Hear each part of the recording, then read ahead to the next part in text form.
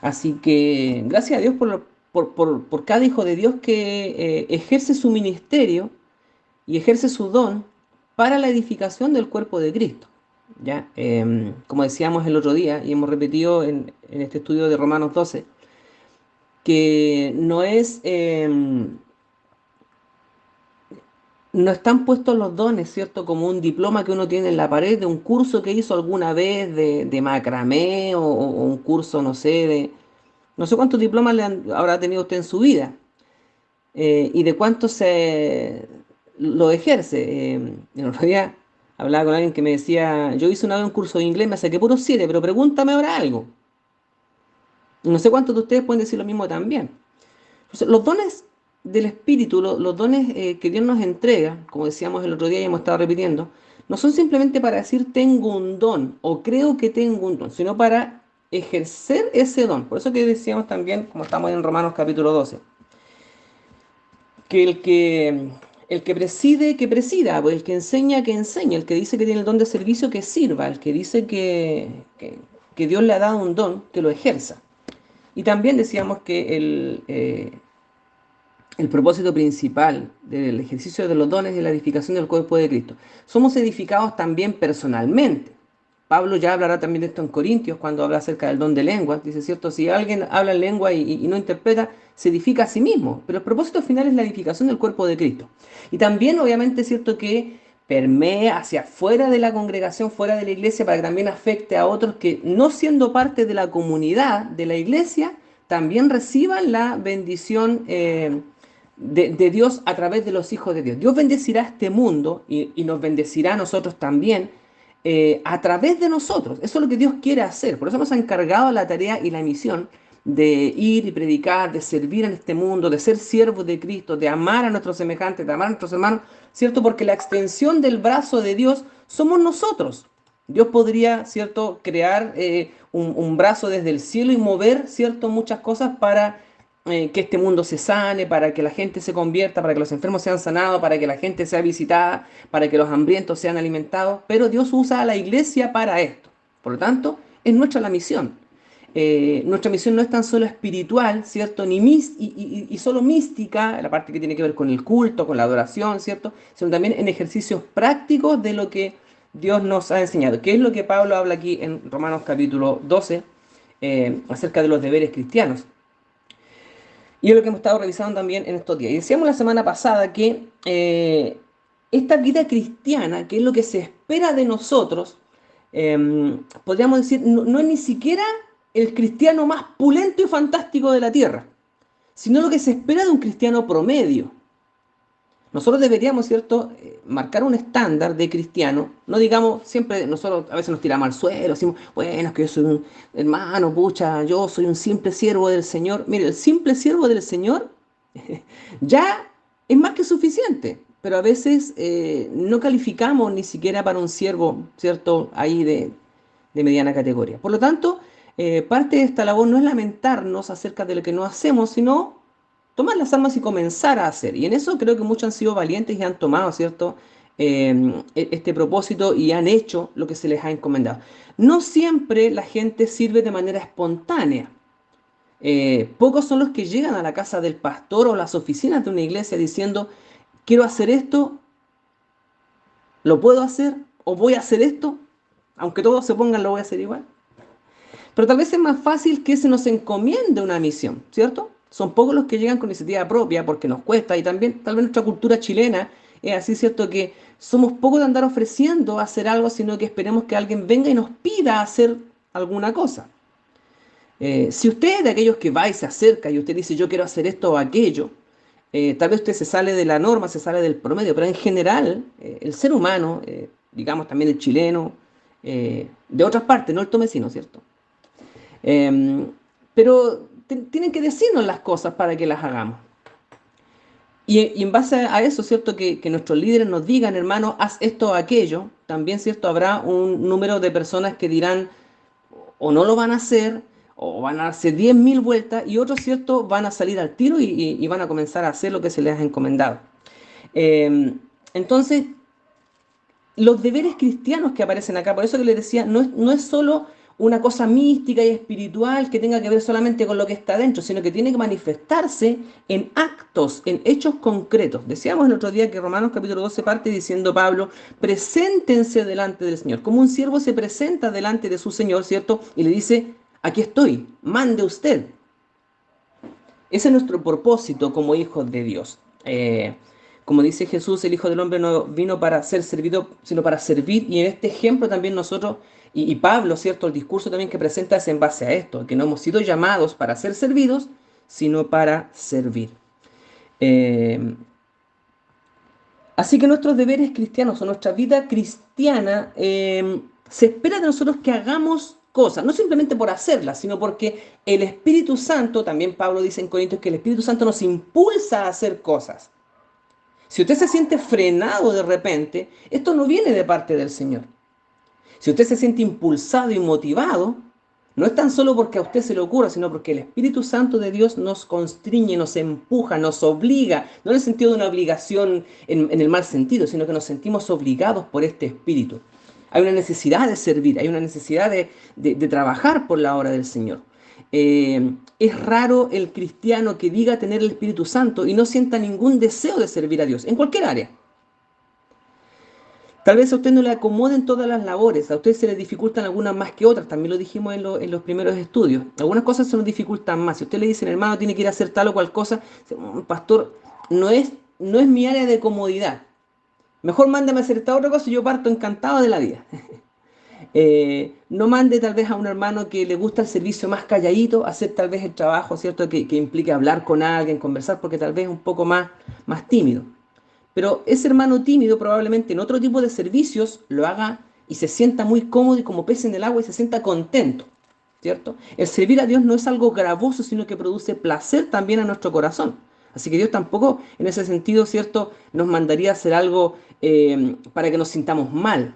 Probablemente van a ser cosas que Dios nos va a mandar a hacer y que no digo que todo lo que el Señor nos diga va a ser 100% de nuestro agrado. Vamos a tener que hacer cosas a veces que nos incomodan un poco. Bueno, el abandonar el pecado no es nada cómodo, ¿cierto? El adquirir ciertas costumbres cristianas como la lectura de la palabra, como una vida de oración, son cosas que requieren disciplina. Pero no son gravosas, no son cosas que nos sintamos mal al hacerlas. Son cosas que nos cuesta hacer, pero que finalmente trae gozo y tranquilidad. Lo que se espera de nosotros como hijos de Dios entonces es lo que Pablo describe aquí, estos deberes cristianos de Romanos capítulo 12. Y decíamos la semana pasada que este tipo de servicio cristiano o esta vida cristiana se manifiesta en tres o algunos dicen o en cinco o en más maneras. En primer lugar, para con otras personas. Y esas otras personas pueden ser nuestros hermanos en la fe o puede ser también gente que no siendo de nuestra comunidad de fe, también nosotros podemos ser de bendición para ellos. También esta vida cristiana se manifiesta para con Dios, ¿cierto? De varias maneras distintas, que lo dice Pablo ahí en el capítulo 12. También esta vida cristiana se manifiesta para cómo somos con nosotros mismos.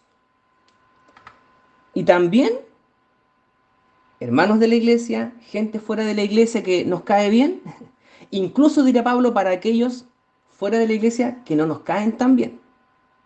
Incluso aquellos son afectados por nuestro servicio cristiano, por nuestra acción o también por nuestra falta de acción, por nuestra inactividad. La inacción, ¿cierto? No es que si el que no, nada hace, nada teme. No, si usted nada hace, hermano, tema. Si no hacemos lo que tenemos que hacer, no nos quedemos tan tranquilos. Bueno, no sé si el dicho es el que nada sabe, nada teme, así me lo aprendí yo, pero gente dice el que nada hace, nada teme. Pero en la vida cristiana será así, el que nada hace, nada teme. No, tenemos que hacer. Incluso dice la palabra que al que sabe hacer lo bueno y no lo hace, es pecado. Por lo tanto, el cristiano está llamado a hacer. Entonces, decíamos la semana pasada, para con otros teníamos varios versículos. Versículo 9, versículo 10, versículo 13, versículo 15, versículo 16. Lo voy a dejar grabado esto para que después, ¿cierto?, usted lo pueda revisar si quiere. Para con otros habla acerca del amor no fingido, ¿cierto? Habla acerca de aborrecer lo malo, ¿cierto? Y abrazar lo que es bueno, aferrarse a lo bueno. Habla acerca del amor fraternal, de hermanos hermanos en la fe, hermanos en la sangre, tal vez, ¿cierto? Prefiriéndoos, dice, unos a otros en cuanto a honra, ¿cierto? Prefiriéndonos los unos a los otros. Ir adelante dando ejemplo. Velar por las necesidades de los otros, versículo 13. Atenderlas de buena gana, no de manera gravosa ni con dolor, sino atenderlas de buena manera. También habla acerca de la comunión. Y yo le decía que esta comunión es como el servicio en la iglesia, debe fluir como la sangre de un cuerpo. Pablo dice que somos miembros los unos de los otros y miembros de este cuerpo, ¿cierto? Del cuerpo de Cristo. Y como miembros del cuerpo de Cristo, la sangre que corre por nuestras venas, por el cuerpo de Cristo, así como la sangre en un cuerpo normal fluye por todas las venas, y cuando la sangre se extraña, ¿cierto? Cuando la sangre no es del mismo grupo sanguíneo, puede causar incluso la muerte. Esta sangre que no conviene no puede entrar en el cuerpo. Pero sí podemos donar sangre. Podemos donar a otros de lo que fluye por las venas de la iglesia, del cuerpo de Cristo. Todo este amor, servicio que fluye a través de la iglesia, se expande y sirve también a otros. Pero si nuestros miembros están desfasados unos de otros y la sangre no fluye con facilidad, nuestra sangre no es apta para ser donada. Así que más que ayudar a otros, somos de estorbo para otras personas. La iglesia de Cristo no debe ser así. Y Pablo, ¿cierto?, dice comunión los unos con los otros y que esta comunión se expresa también para que la gente pueda conocer al Señor a través de esto. En el versículo 11 del capítulo 12, Pablo habla acerca de, lo leo, en lo que requiere diligencia, no perezosos, fervientes en espíritu, sirviendo al Señor. Esto tiene que ver para nuestro servicio para con Dios, aunque finalmente el servicio para con Dios igual es servicio para otras personas, ¿ya? Y también para nosotros mismos. Pero para con Dios dice acerca de la diligencia. Si se requiere diligencia, ¿se te encarga algo? Demuestra excelencia. ¿Se le ha hecho algún encargo de parte del Señor a través de sus pastores, de sus líderes? Hágalo de la mejor gana. Hágalo de la mejor manera. Hágalo con excelencia. Hay pastores en muchas congregaciones, no en la nuestra, en otras congregaciones, ¿cierto?, que tienen que andar pidiendo por favor para hacer ciertas cosas. Lamentablemente, hermanos, en muchas iglesias los pastores se cansan pidiendo por favor a la gente, a los hermanos que hagan cosas. Y finalmente el pastor termina haciendo todo, porque nadie está dispuesto a servir. No hay diligencia. Entonces muchas congregaciones, hermanos, se crían o se malcrían que se les dé todo. Que los líderes les den todo. Siempre siendo alimentados. Pero nunca están dispuestos a alimentar a otros. En cosas pequeñas, sencillas. Gracias a Dios nosotros no somos así. ¿Cierto? Estamos dispuestos al servicio. Y usted me va a decir amén, yo no lo voy a escuchar, pero diga amén ahí en su casa, en su corazón. En lo que requiere diligencia, demuestra excelencia, no pereza, no dejando para última hora. Si usted no puede hacer algo, avise antes, no a última hora. Sin pereza, sin flojera. Hoy día escuchamos tal vez mucho de parte de los jóvenes, ningún joven ahí sub-18, diga, todo me da lata, todo me da flojera. ¿Ha escuchado eso a los jóvenes, no? Hoy todo les da lata. Bueno, tal vez uno se olvidó que era, ¿cómo se olvida el güey que juega ternero, ¿cierto? Yo no sé si era tan flojo, bueno, igual era flojo, ¿eh? Pero cuando me mandaban a hacer algo, mandar a comprar, iba yo, no iba mi hermano. Así que yo era más alentado que mi hermano en eso. Pero parece que hoy día a la gente todo le da lata hacer algo, como que, insisto, hay que pedir por favor. Y a veces en nuestras iglesias también sufrimos de adolescencia entre los mayores. Mande a otro, no hay nadie más que lo haga. Muchos creyentes viven aún en la edad del pavo. A todos nos suena eso, ¿cierto? La edad del pavo. Hay creyentes que viven así, no siendo adolescentes de edad, pero siendo adultos en el Señor, ¿cierto? O sea, siendo ya adultos de edad, o llevando años en el Evangelio, se comportan como adolescentes en la edad del pavo. Fervor espiritual, habla el versículo 11. Este que viene del Espíritu Santo, dice 2 Timoteo capítulo 1, versículo 7, ¿cómo dice? Usted me dirá, si se lo sabe de memoria. Dios no nos ha dado Dios un espíritu, ¿cierto?, que se eche para atrás, sino que va hacia adelante. ¿Cómo dice? De cobardía, sino de poder, de amor y dominio propio. Y el dominio propio no tiene tan solo que ver con contener las emociones negativas, sino el dominio propio tiene que ver con gobernar el cuerpo también. Hacer lo que se levante temprano. hacer lo que haga lo que tiene que hacer, que cumpla sus deberes. En la mayoría del servicio, la mayoría del servicio a Dios, hermanos, implica que el cuerpo trabaje. No es tan solo la lengua, ¿cierto? Y el sentido, ay, sí, yo amo al Señor y amo, te amo tanto, hermano, te amo tanto, hermana. La vida cristiana y el servicio a Dios requiere actos físicos, manos en movimiento, pies en movimiento, gente que se traslada de un lado a otro. Bueno, hay ciertos servicios, ¿cierto? Que el pastor nos decía el otro día, usted puede llamar a un hermano, puede orar con él, ¿cierto? Es parte de un movimiento también, de un esfuerzo que hay que hacer de buscar un número, marcar el número, llamar al hermano, ¿cierto? Pasar tiempo. Pero implica movimiento. El servicio no es una cosa etérea que se mueve en el aire, que se diluya por aquí y por allá, sino que es algo que se practica con el cuerpo. El cuerpo se mueve, se sacude la pereza. Por eso que dice en el versículo 11, en lo que requiere diligencia no seamos perezosos, sino que seamos fervientes en espíritu y que ese fervor se manifieste en servicio al Señor. Esta vida cristiana se manifiesta también en cómo somos para nosotros mismos.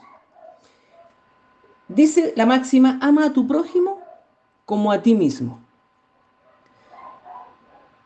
Y a veces, y pasa, hermano, en mucha gente que no se quiere mucho a sí mismo, no se ama mucho a sí mismo, se desprecia. Y no hablamos en el desprecio como tal vez Pablo lo sentía. Pablo decía, ¿cierto? Yo desprecio mi cuerpo, la carne que hay en él. No se refiere a ese tipo de desprecio, sino que Pablo lo dice en un desahogo, ¿cierto? Pero nosotros sabemos de que Pablo no despreciaba su cuerpo en el sentido de que este cuerpo no sirve a ninguna cuestión, como a veces nosotros caemos en ese tipo de comentarios. Sino que Pablo se lamentaba de este cuerpo de carne que es débil, que es tentado y que muchas veces cae en la tentación, pero él se sobreponía a eso y servía al Señor con su cuerpo. Ponía sus pies en movimiento, lo agarraban a palo, lo agarraban a piedrazo, lo dejaban medio muerto y él se sacudía y seguía predicando todo molido, ¿cierto? Ponía su cuerpo, él dice. Aunque despreciaba su carne propensa al pecado, no menospreciaba su cuerpo al punto de que no le servía para nada, sino que él usaba este cuerpo, ¿cierto?, decrépito y cansado, todavía sirve un par de kilómetros más para servir al Señor. Así que hermano, no estás tan viejo, no estás tan vieja, no estás tan cansado, no estamos tan mal para servir al Señor. Aún podemos dar un poco más. Gozosos en la esperanza, dice el versículo 12. Esto tiene que ver con nosotros, ¿cierto? ¿Es gozoso usted en la esperanza? ¿Se goza en la esperanza? ¿Sufrimos en la tribulación? Claro que sí, cuando hay tribulación hay sufrimiento. Constantes en la oración son cosas que nosotros practicamos a nivel individual, ¿cierto? Parte de la disciplina individual que tengo. Debo tener gozo en la esperanza. ¿Debo sufrir la tribulación? Claro que sí, es permitido el sufrimiento y el dolor también. Pero también habla acerca de la constancia en la oración. Finalmente, Pablo también dirá en los versículos 14, versículos 17 al 21, son varios versículos, ¿cierto? Que habla acerca de que, mire, amando al Señor, bacán, pulento. Amando a los hermanos en Cristo, fantástico. Amando a los de afuera, a nuestros vecinos, gente que tal vez no pertenece a nuestra comunidad, no pertenece a la iglesia, pero también, ¿cierto?, nos llevamos bien con ellos.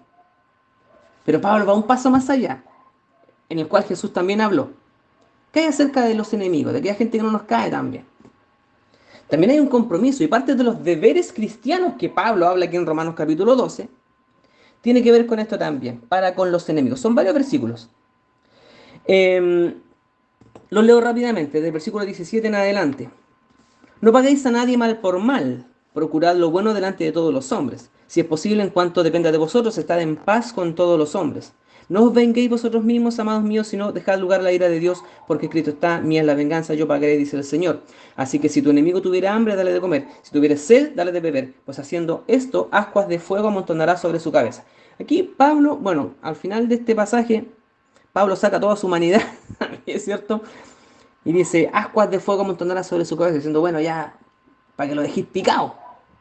Más o menos, esto es lo que manifiesta Pablo en buen griego, ¿eh?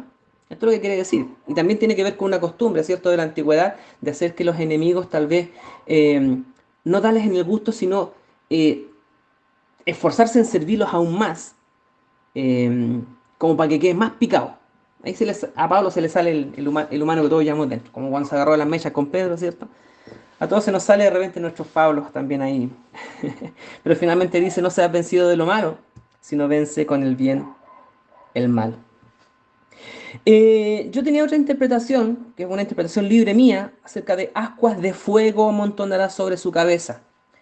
Eh, es como dejar a nuestros enemigos pensando. Frente a un sermón que a usted le llega, que a mí me llega un sermón de esos que no, que a veces cuando son medio masoquistas, ¿cierto? Que son sermones que nos pegan fuerte ahí en las canillas, que nos dejan con ascuas de fuego sobre nuestra cabeza, ¿cierto?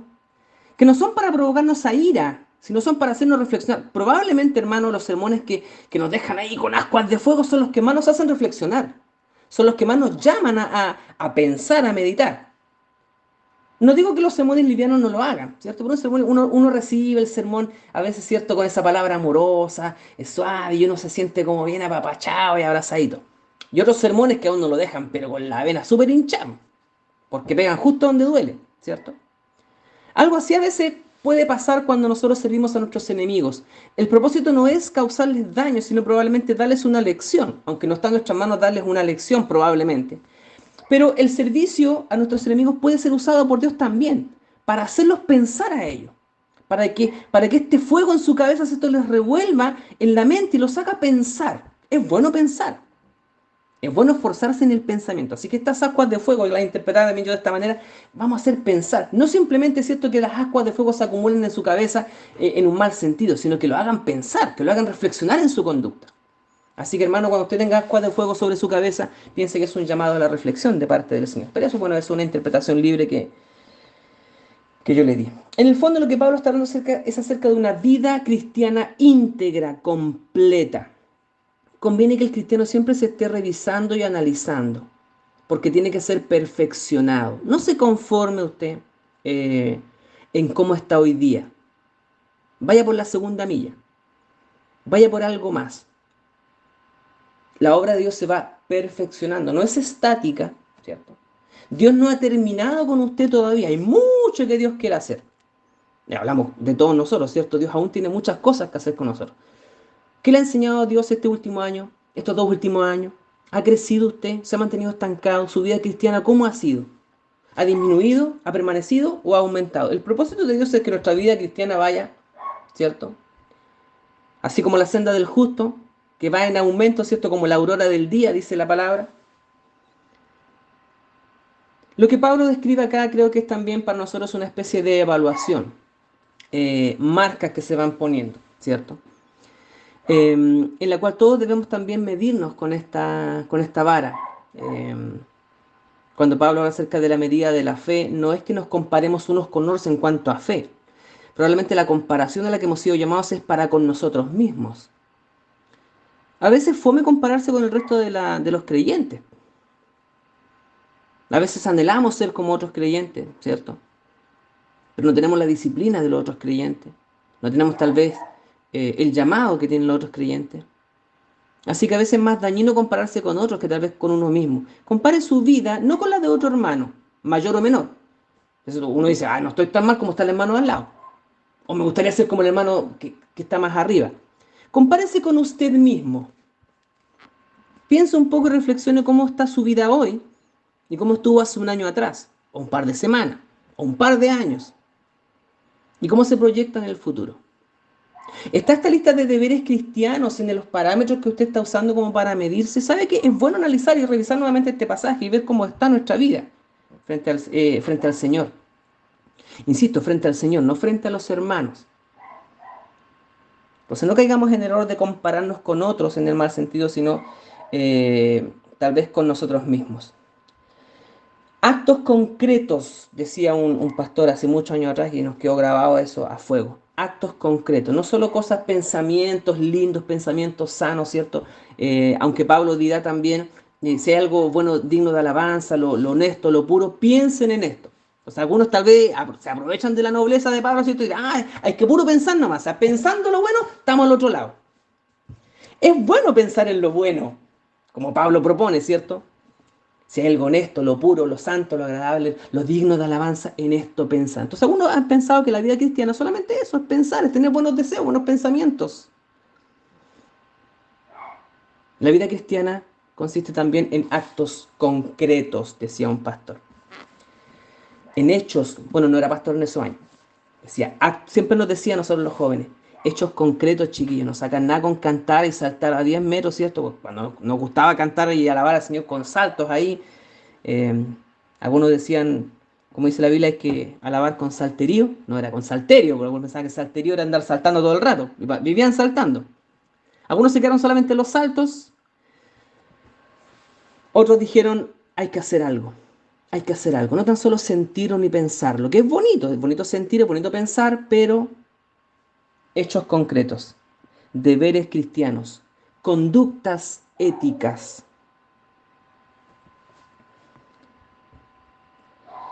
Vamos a revisar en las próximas semanas varios sermones cortos.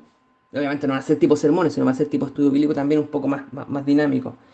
Con respecto a Romanos capítulo 12, versículos 1 y 2. Mire, el versículo 1 y 2 de Romanos, le echamos una pasada por encima un par de veces, pero de aquí pueden salir todos estos sermones. Y bueno, hay varios hoy día que tengo aquí puestos y los vamos a analizar más adelante. Eh, Porque podemos leer de mil maneras distintas el versículo 1 y 2 de Romanos capítulo 12, de presentarse delante del Señor en sacrificio vivo, santo y agradable, un culto racional. No os conforméis a este siglo, transformaos, la renovación de nuestro entendimiento, comprobar la buena voluntad de Dios. Hay montones de sermones y mensajes que pueden salir también desde aquí. Solamente con esto, hermanos, quedémonos por hoy día. Insisto, revisemos nuestra vida, eh, mirámonos con nosotros mismos. Creo que es lo más fácil y práctico. A veces cuando miramos a otros podemos ser engañados. Podemos mirar a otro como que es más alto que yo en lo espiritual. La verdad es que está lleno de luchas y problemas el hermano tal vez mayor, entre comillas. Y el menor a que dice, ay, no estoy tan mal como ese, probablemente estés mirando mal.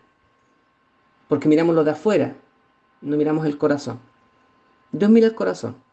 Si hay alguien que se conoce, ¿cierto? O piensa conocerse a sí mismo, preséntese delante del Señor. Eh, Creo que no es tan difícil, hermano, mirarse, analizarse uno. Estamos acostumbrados a analizarnos externamente cuando nos miramos al espejo, pero también creo que en las noches, a veces cuando nos cuesta quedarnos dormidos, nos ponemos a analizar un montón de cosas, o en noches de desvelo. eh, Analice su propia vida y su corazón. Eh, no se deprima si usted piensa que no está, que está muy mal. Creo que tan mal no estamos. Si estamos en los caminos del Señor, algo el Señor habrá hecho. Algo ya habrá hecho con nosotros. Y creo que mucho ha hecho Dios con nosotros, ¿cierto? Muchas cosas ha hecho y mucho también ha hecho en nuestro corazón, en nuestra vida. Así que no estamos tal cual como cuando partimos. Hemos avanzado y Dios nos ha perfeccionado en este camino. Pero si usted siente o piensa en su corazón que tal vez estos últimos años usted ha estado estancado en su fe o en su caminar, entonces preocúpese. Si ha disminuido o ha decrecido en su fe, preocúpese mucho más. Y si ha crecido, no se felicite usted. Dele gracias a Dios por su misericordia, porque Dios ha estado trabajando en su vida y en su corazón. Y proyéctese hacia el futuro. Aún hay mucho por crecer, aún hay mucho por hacer también. Hermanos, como decía el pastor Abarca y muchos líderes son esos líderes que uno recuerda y los ve como ejemplos a seguir. Hombres que han sido una influencia positiva y han dejado una linda huella detrás de ellos, para que muchos los imiten. Como dice la palabra, consideren cuál ha sido su conducta e imiten su fe. Que podamos también ser imitadores de estos líderes que nos antecedieron, po. Pucha, qué lindas las palabras de la Patti, siempre lo vio como un, yo, así también yo lo veía como un caballero que se expresaba muy bien y todo lo demás, ¿cierto? No como algunos que tenemos ese hablar chabacano, que dice, sí, era bien chabacano para hablar este pelado Vergara chico. ¿Cómo me recordarán a mí? ¿Cómo recordarán a la Herminia con sus nietos chocheando? ¿Cómo recordarán a la Susan? Así como este ejemplo de que han dejado estos grandes hombres de Dios, el ejemplo que dejan detrás de ellos y la influencia que han ejercido sobre muchas personas, no es tan solo porque eran pastores, sino porque fueron fieles al Señor. Así que hermanos, para nosotros la tarea no es menor que la de ellos. Tal vez Dios no la ha puesto delante de una congregación a ustedes, pero su responsabilidad es la misma que la que tuvo el pastor Abarca en vida. Ser fieles al Señor, ser testimonio, ser ejemplo y dejar huella. Aunque no queramos, aunque usted no quiera ni se lo proponga, usted afecta a gente que está a su alrededor y usted está dejando huella a muchas personas. ¿Qué clase de huella vamos a dejar? Eso depende también, ¿cierto?, de lo que usted pueda hacer con lo que le ha sido entregado de parte del Señor. Dios nos bendiga. No sé, pastor, si usted quiere concluir con algo más.